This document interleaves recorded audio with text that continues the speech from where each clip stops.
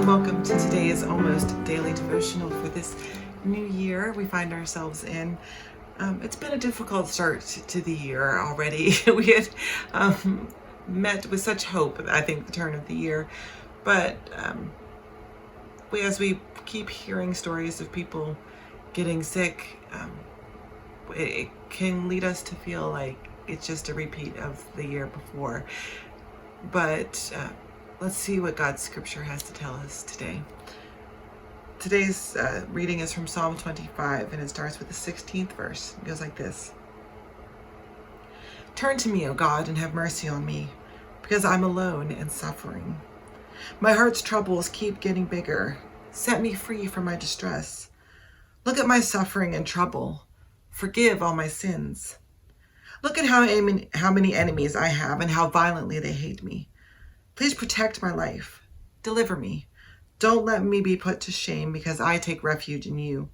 Let integrity and virtue guard me because I hope in you. Please, God, save Israel from all its troubles. So one of the things that this virus has done is caused us to feel isolated and alone. Even when we're isolated with a whole bunch of other people in our family, we still have a tendency to feel alone.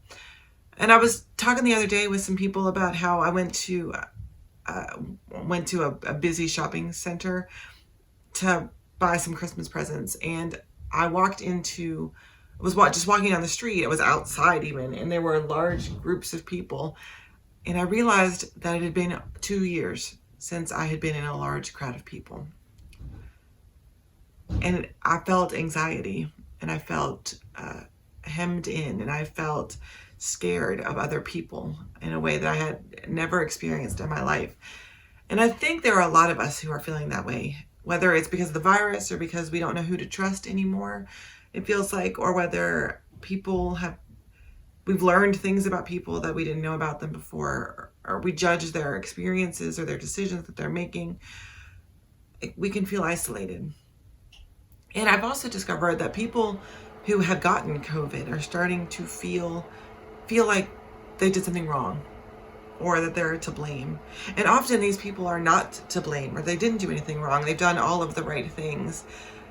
And yet they still feel like there's something wrong with them. And I think it's just the reality of where we are in this pandemic, that people are getting it who are doing all the right things, because this Omicron variant is so contagious. And yet there's a light at the end of the tunnel. Because while it's contagious, it seems that it's not as dangerous.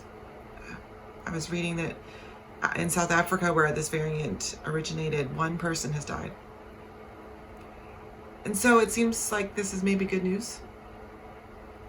And I wonder if our isolation and our experiences of the last 2 years has made it so we can't see good news.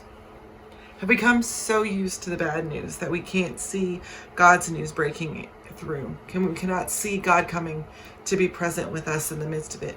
Can we not be aware of the light that is breaking into the darkness? Do we hear good news and see it as bad news?